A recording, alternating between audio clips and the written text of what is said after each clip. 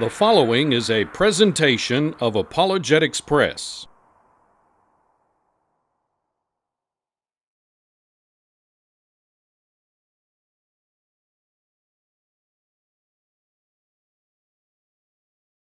One of the reasons that so many people think that the Bible has contradictions in it and that the Bible writers made mistakes is because they don't really know what a contradiction is. The law of contradiction basically states nothing can both be and not be. And the law of contradiction is applied basically to the same thing at the same time and in the same sense. The famous Greek philosopher Aristotle said years ago, the same attribute cannot at the same time belong and not belong to the same subject and in the same respect. Let me read that again just so you'll get what he's trying to say here. The same attribute cannot at the same time belong and not belong to the same subject and in the same respect. Basically, it would be like this. If I claim that the door in the back of your room, let's say the back room of your house, that it is open, and I say that that door is shut, well, that may or may not be a contradiction. But if I say that door is open and I say that door is shut at the same time, and I'm using the words open and shut in the same sense, then that would be a contradiction. Aristotle went on to say it is impossible for the same man at the same time to believe the same thing to be and not to be. If I said that Ricky Smith is rich and I said Ricky Smith is poor, are those two contradictory statements? Well, they could be contradictory, but they might not be contradictory. I could be referring to two different Ricky Smiths, could I not?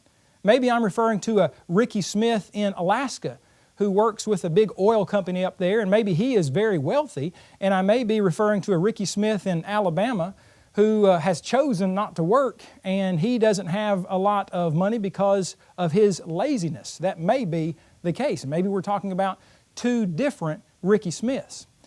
You see, the first principle that we need to nail down, we're going to go over three principles. I'm going to introduce them, and then we're going to look at them more critically as we look at some various Bible passages. And the first one is, the same person, place, or thing must be under consideration when you are comparing two or more Bible passages. The second principle is this: the same time must be under consideration. Let's say if I go back to the Ricky Smith example and I say Ricky Smith is rich and Ricky Smith is poor, even if I'm talking about the same Ricky Smith, I may be referring to the same Ricky Smith at two different times. Maybe Ricky Smith was poorer when he was young, and maybe he was more wealthy. Maybe he was rich when he got older. Maybe when he was younger, he didn't have a very good work ethic. He didn't apply himself very well, and then as he got older, the Lord blessed him with various opportunities. He took those opportunities and he became much wealthier. Well, the principle of the same time must be under consideration is something that we should consider. I mean, look at me for example. If I said, what color hair do I have? You probably would say, well, blackish brown hair. If you saw me 10 years ago, you would say I had black hair or brown hair.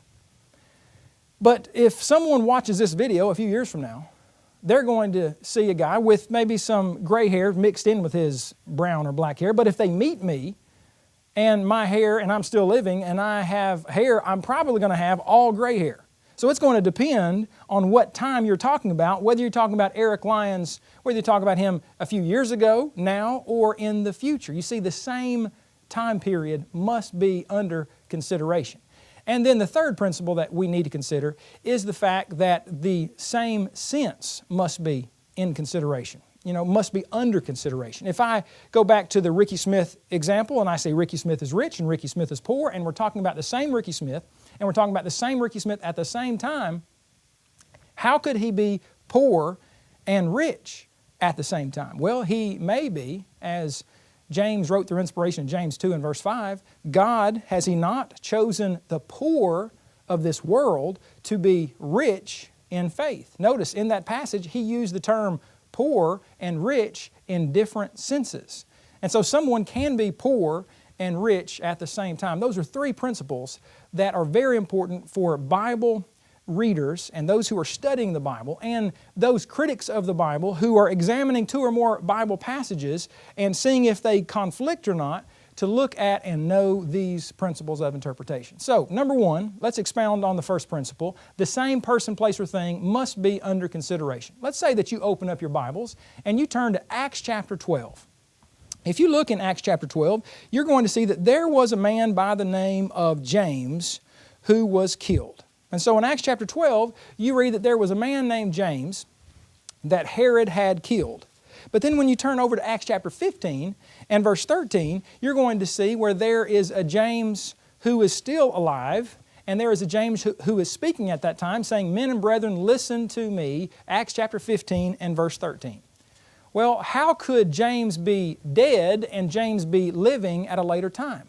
Well, that's a pretty elementary example. It's because we have two different men named James in these Bible passages. One, James the Apostle, the other believed to be James, the brother of Jesus. Well, let's look at one that's a little bit more complicated, or perhaps. In 2 Chronicles chapter 24 and verse 20, we read where the chronicler wrote this. He said, "Then the Spirit of God came upon Zechariah, the son of Jehoiada, the priest, who later was stoned with stones in the court of the house of the Lord." Now, it has been alleged that when Jesus said in Matthew 23, when He was talking to His some of the enemies of His day, that He indicated this, or He said this to them. He said, "Therefore, indeed, I send you prophets, wise men and scribes. Some of them you will kill and crucify, and some of them you will scourge in your synagogues and persecute from city to city, that on you may come all the righteous blood shed on earth, from the blood of the righteous Abel to the blood of Zechariah, son of Berechiah, whom you murdered between the temple and the altar." Now, it is alleged that Jesus made a mistake here, because when you go back to 2 Chronicles, you read of Zechariah the son of Jehoiada. But when you look at what Jesus said there in Matthew 23, He refers to Zechariah, son of Berechiah. Well, how could both the writer of Chronicles and Jesus be correct in what they said? Well, is it possible that you have two different people under consideration here? I submit to you that it could be that Jesus was referring to Zechariah, the minor prophet, who preached during the days of Ezra, Ezra chapter 5, verse 1, approximately 400 years after Zechariah, son of Jehoiada. Now, I read a statement one time by a skeptic who said the Old Testament never refers to a Zechariah, son of Berechiah. But the fact is, this Zechariah, the minor prophet, it just so happens that in Zechariah chapter 1, verse 1, he is called the son of Berechiah. And so it is very possible that even though the death of that prophet, the minor prophet, was not recorded for us, it could very well be that this is the one that Jesus was referring to. You might say, well, how could Jesus be referring to that Zechariah if it's not recorded in the Old Testament? Well, it's a pretty simple elementary answer, and that is that Jesus being the Son of God, Jesus having knowledge, Jesus existing during the time of that Zechariah, before that time, He's always existed. He could have, had He wanted to, know that, and surely He did know that. Furthermore, it could very well be that it was also known through Jewish tradition. So it could very well be that Zechariah there, the one that Jesus was referring to, was actually the minor prophet, Zechariah 1 and verse 1. But you know what? There's also another possibility. You remember one of the principles we looked at in our last class is that any possible answer should suffice. The skeptic who says, well, that is a mistake.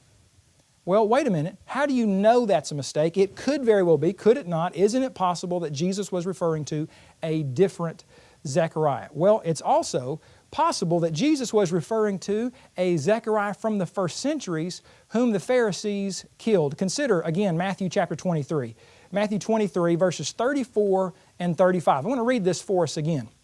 Jesus again said, referring to the enemies there of His day, He said, "Therefore indeed I send you prophets, wise men and scribes. Some of them you will kill and crucify, and some of them you will scourge in your synagogues and persecute from city to city, that on you may come all the righteous." Now notice, on you may come all the righteous blood shed on the earth, from the blood of the righteous Abel to the blood of Zechariah, son of Berechiah, whom you murdered between the temple and the altar. Now, isn't it possible that Jesus was referring to a Zechariah that was living or that had been living up until the point that they murdered him there in the first century sometime? Well, that's very possible. You may say, well, Eric, that's a lot of Zechariahs. Did you know there are a few dozen Zechariahs mentioned in Scripture? In fact, more, if I remember correctly, more than 25 Zechariahs mentioned in the Bible, maybe even closer to 30. So there could be different Zechariahs referred to. Let me give you another example of needing to make sure we apply the same person, place, or thing principle. When people read Jesus' Sermon on the Mount, I mentioned this at the beginning of our last class, and I want to expound on this for just a moment. When you look in Matthew chapter 5, you read that Jesus, chapter 5, verse 1, you read that Jesus went up on a mountain, and when He was seated, His disciples came to Him. Notice the text says, Jesus went up on a mountain. Well, when you compare that to Luke chapter 6, verse 17, where many of the same things that Jesus taught in the Sermon on the Mount are recorded by Luke in Luke chapter 6, you read that the passage says, Jesus came down with them and stood on a level place. Some translations say a plain, but the best translation is a level place. I'm reading there from the New King James Version. So you have in one text, He's on a mountain, in another text, He's on a level place. Well, how could He be preaching this same lesson at the same time on a mountain and on a level place? Is there a possible solution? Well, there certainly is a possible solution. There are a few possible solutions, and one of those is this, that He was on a level place, on a mountain, at the same time. Have you ever been on a high level and it be level before? Be, like a plane, if you will? My family and I were just in Anchorage, Alaska recently, and we hiked up a mountain called Flat Top Mountain. You can see it when you're down in Anchorage and you have an opportunity. If you ever have an opportunity to go there, it's a really neat place. Well, it's kind of a tough hike, but you can make it up that mountain perhaps. And when you get up to the top, what you will see is it is flat. You could probably play a football game, it's so flat, there on Flat Top Mountain. So you have the same time perhaps, maybe using the words in the same sense, but you have two different words that could be applied to the same place. Because you can have a flat place, if you will, on a mountain. But you know what's also possible? As we transition here into the second principle, that you have the fact that Jesus' statements here and Jesus' teachings were done and stated at two different times. Could it be, Jesus was the master teacher, was He not? Could it be that Jesus taught some of the same things on a mountain that He would have taught at a different time on a level place? Have you ever known a preacher, or have you ever known a teacher to teach the same lesson in different places? Well, of course you have. I imagine that your preacher, or some of the preachers that you've heard before, some of the teachers that you've heard, you've heard that lesson probably more than one time. And so you can have the same lesson being taught in different places. In fact, I would think it would be a shame if people up in Samaria, or down in Samaria, as you're thinking, even though it's north from Jerusalem, that they would wanted to hear many of the same things that Jesus would have taught up in Jerusalem. And so it's very possible that Jesus spoke the same lesson or many of the same things in two different places. So the same time must be under consideration. Think of a couple of Bible passages that are sometime, and this would be an elementary example, but you remember at creation, after creating everything, that God said that He made everything and indeed it was very good. You remember that? He said, indeed it was very good. But then you read just a few chapters later in Genesis chapter 6 that the wickedness of man was great in the earth and that every intent of the thoughts of his heart was only evil continually. So how could everything be good and then everything be only evil continually? Well, you have different times under consideration. Those who've done much Bible study know very well that there is a lot of time that has passed between Genesis chapter 1 and Genesis chapter 6, several hundred years. So you have a different time. The same person, place, or thing must be under consideration.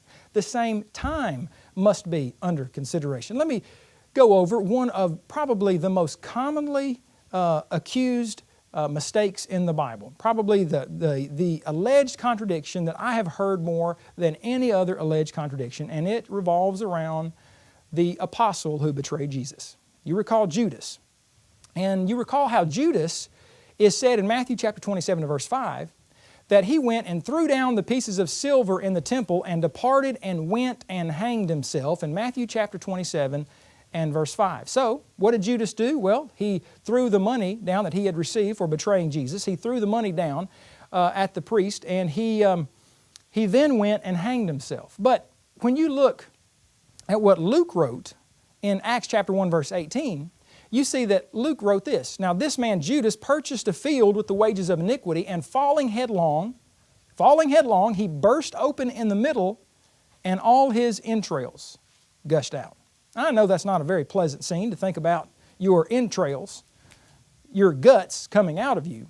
But it has been alleged for many, many years that what Matthew wrote and what Luke wrote in the book of Acts, that those are contradictory statements. How could Matthew say that he went out and hanged himself, and Luke say that he fell headlong, burst open in the middle, and all his guts came out? Well, thinking about the principle that we're addressing at this moment, the same time period must be under consideration. You see, sometimes the time periods under consideration, that they're separated by hundreds of years. And so it's very obvious that what Moses wrote in Genesis chapter 1 about creation and God seeing everything and it was very good, and what he wrote about what was going on at the flood and the attitude and the thoughts of people and being evil continually, well, that was hundreds of years later. So that's a fairly easy one to understand. But what about Judas? Is this not the same time, or is it just a contradiction, or what is it exactly? Well, it is, generally speaking, talking about the same thing, but specifically speaking, it is not the exact same time. I mean, the question is, could what you read in Matthew chapter 27, could that statement be true and the statement in Acts chapter 1 both be true? Well, they can both be true. You can think of a lot of different scenarios of people saying something, and you could say that, well, I saw my friend, he played in a soccer game and he got hurt. And then you could say, you could be referring later to, well, my friend, he was getting bandaged up there on the sideline after his injury. Well, you're talking about maybe generally the same thing, the injury that he suffered, but you're not talking about the exact same time. One is when the injury actually occurred. One is when he is getting attended to, perhaps by a nurse or a very caring mother. So what we have here in Matthew chapter 27 and Acts chapter 1 are two different times, even though they're very close together. You have Judas going out and hanging himself. And then what does Luke write? Well, he writes that he fell headlong. And when his body hit the ground, it burst open. So that was at a later time. Exactly how long later, we don't know. How much time expired there? Was it less than 24 hours? Was it a few days? I don't know. The text does not tell us. But the fact of the matter is, it is possible. It is rational, in fact, that if someone is hanging on a tree and he has been there, let's say, for a few days, that his body is going to bloat, it's going to increase in size. There are going to be some processes going on in his body that are not very pleasant to talk about. And then if a branch breaks, if someone cuts the rope and his body hits the ground, you may not want to envision that, but it can explode. I was reading a story one time about a whale, a mammal. We're classified as mammals. We're humans. We're much different than animals, but I read a story where a whale, a big mammal, beached itself up on a beach on the island of Taiwan somewhere. And there were some researchers at a university that decided they wanted to take this whale, they wanted to put it on the back of a truck, a big truck, and they wanted to take it to the university to study it for a while. So they had what maybe they thought at the moment was a bright idea, and so they had a crane or something and put it on the back of a truck. They began transporting it through neighborhoods in a downtown area, and it exploded. It burst open.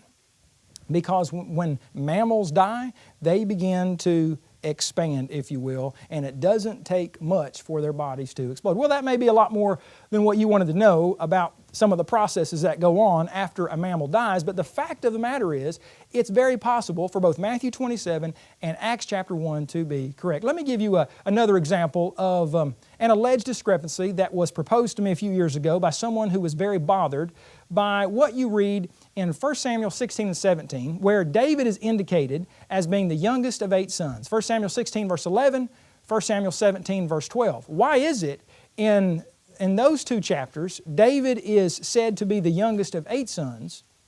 But when you read in 1 Chronicles chapter 2, verses 13 through 15, you read that Jesse begot several sons, and then David is listed as the 7th son.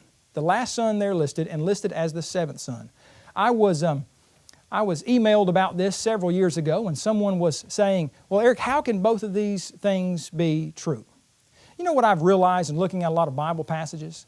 Is if we will consider how in modern times when we talk to each other about things, how our statements can very easily both be true, and we rarely think of each other as lying or trying to deceive each other. If you think of just modern day examples, what these Bible passages made me think of was my dad. My dad is one of the greatest people I know. He's one of my heroes, and my dad is the oldest of 8 kids. Well, is he really the oldest of 8 kids, or is he the oldest of 7 kids? Because when I was growing up and I would ask my dad to tell me about his brothers and sisters and what it was like growing up in southwest Missouri, well, he would talk about Uncle Chester and Uncle Dave and Aunt Tammy and all his other brothers and sisters. Sorry if I didn't mention all of you aunts and uncles out there, but he would talk about them, but he would talk usually about 6 of his brothers and sisters and not the 7th one. Well, why would he do that? Did he not like one of them? Was he lying about something? Well, not at all. The fact of the matter is, and it was a sad thing for my dad's family to endure, but when my dad was about 20 years old, already living away from home, he had a 5-year-old brother who was on the back of a pickup truck that was driving down the road, and he fell off and he injured himself so severely that he died. Well, this was my dad's brother.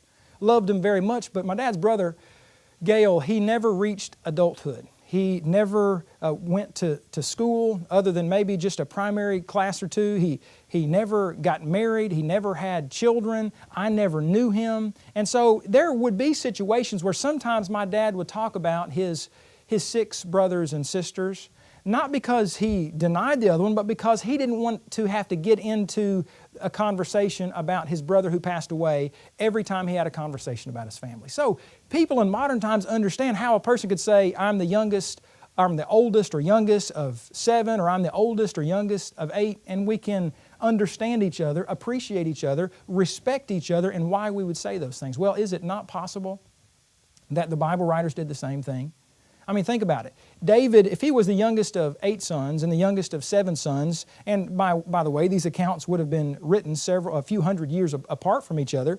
If that is the case, is it not possible that one of the writers was referring to David being the youngest of this many sons and the youngest of that many sons because at some point in time, one of his brothers died? Of course, they would have all died at some point in time, but maybe one of them died earlier than others. And so perhaps he never got married, perhaps he never had a family, and perhaps he was not as well known as the others. In fact, one thing we know about David's brothers is that at least some of them were involved in war. You recall when David went to go meet up with Saul and the Israelite army to battle the Philistines, that his brothers were already there, at least 3 of them. So the same person, place, or thing must be under consideration.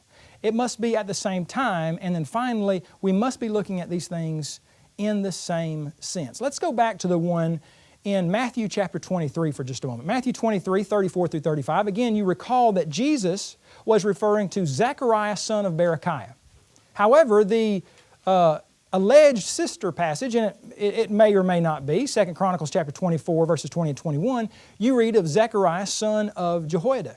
Now, one says Zechariah, son of Jehoiada, one says Zechariah, son of Berechiah. Is this a mistake? Or could it be, even if the same person, place, or thing are talked about at the same time, maybe we're using the term son in different senses? You know, the word son is used in Scripture in a variety of ways. You see, it's easy to pull out a Bible passage and to say, well, this is what that Bible passage means. Instead of considering, as we've already talked about, who was talking, looking at the context, and considering that any possible solution should suffice if it is a genuine possibility. Well, is it not possible that Jesus used the word son here, and that the word son is used in these 2 passages in different ways? I mean, think about it. Samuel is called the son of Eli in 1 Samuel chapter 3 and verse 6. Was Samuel the actual son of Eli, or is that used in a different sense than the way we normally use it? You recall that David is called the son of Saul, but was David the son of Saul? No, he was the son-in-law of Saul. You recall that he married one of Saul's daughters. The word son is used just to mean descendant. In Matthew chapter 1, verse 1, you read that Jesus was the son of David, the son of Abraham. Was he, a direct descendant? I mean, just like father, son? Or is the word son there used to mean really descendant? And then you have the word son that is used to mean grandson. You know that Jonathan had a son named Mephibosheth, and that is the son of Jonathan, but there are times where he's called the son of Saul, when it means the grandson of Saul. So it could be that we have a son and a grandson being mentioned here. In fact, if you look at Zechariah 1:1, we looked at this passage earlier, we see that there is a minor prophet here, and he is called, remember, he is called the son of Berechiah. Next to the last book in the Old Testament, Zechariah, the son of Berechiah, the son of Iddo. But when you compare this to Ezra chapter 5 and verse 1, he's called Zechariah, the son of Iddo. But what you realize when you compare another passage is, well, he's actually the grandson of Iddo, and he is the son of Berechiah. So we need to make sure that we're talking about the same person, place, or thing at the same time and in the same sense. The same sense. Now, think again at Judas and the money that was used, that Judas received for betraying Christ and that he threw down before he went to go out and hang himself. Notice what Matthew 27 says about that money. Matthew 27, verses 6 and 7, we read that the chief priests took the silver pieces, consulted together, and bought with them the potter's field to bury strangers in. Okay, so who took the money? Well, the chief priests took it, and they consulted together and they bought the potter's field. But when you compare that with Acts chapter 1 and verse 18, you read, now this man Judas purchased a field with the wages of iniquity. Wait a minute. The chief priest purchased the field. Judas purchased the field. How could Judas purchase the field if he was already dead? Well, think about how these words purchased could be used in a different sense. I mean, I suppose technically the ones who purchased the field were the chief priests. But in a sense, could you not also say that Judas purchased that field? It was the money that Judas had that he threw down that was used to purchase the field. I remember my first car, if I remember correctly, it's been a few years ago now. I'm not 16 nor anywhere close to 16 these days, but the first car I got, if I remember correctly, I saved up some money and my dad saved up some money. So we kind of went hand in hand, and my mom and dad, they blessed me with a $1,900 Ford Escort. But let's say we're not talking about a Ford Escort. Let's say you're talking about some other car, and I didn't contribute anything to it. So my dad, let's say that he said, here is $1,900. You can go and buy a car. Now, I don't know if it's very wise for a dad just to hand over $2,000 nearly to a son and say, go buy your own car. Probably need a lot of instruction there, but let's say he did that. And I went down and the transaction was made and I gave $1,900 to the car dealership. Who bought the car? Well, I could go over to my friend's house and said, listen, I bought this car today for $1,900 down at the Ford dealership. But I might also say, my dad and mom bought this car for me.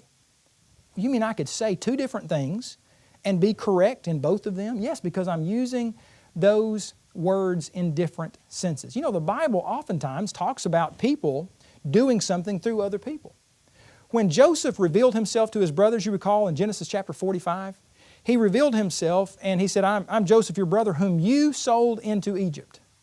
Now, he did wind up in Egypt, but Joseph's brothers did not directly sell him into Egypt. They sold him to the Ishmaelites, also known as the Midianites, who then took him down to Egypt. So, the Bible speaks of, in fact, even Stephen's speech in Acts chapter 7 and verse 9, he speaks of Joseph being sold by his brothers into Egypt. Well, he was actually sold into Egypt by the Ishmaelites or the Midianites who bought him from the brothers. But we oftentimes talk about in modern times, we see in Scripture how that figure of speech, if you will, is used in that way, and words are used in different senses. In John chapter 4, verses 1 and 2, you read that Jesus baptized disciples, or baptized those who became His followers.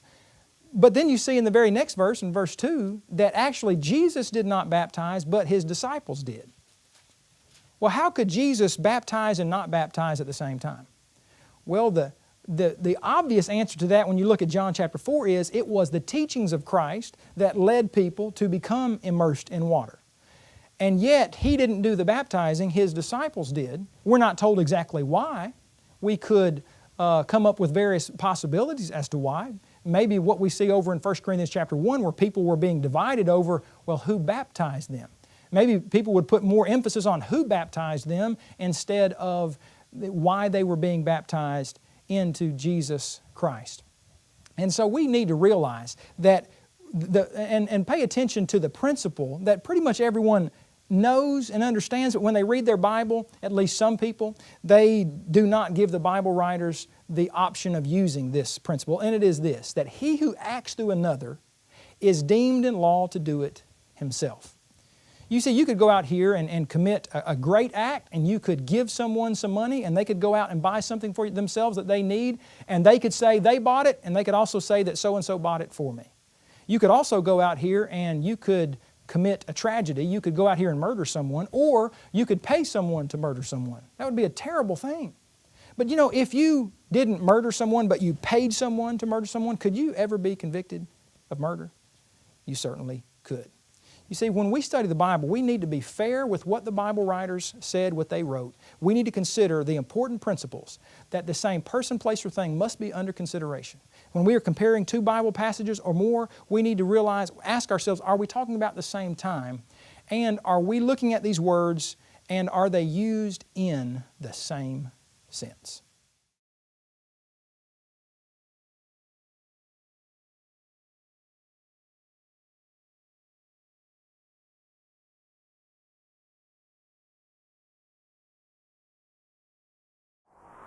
This has been a presentation of Apologetics Press, an organization dedicated to the defense of New Testament Christianity. Visit us on the web at apologeticspress.org or call 800-234-8558.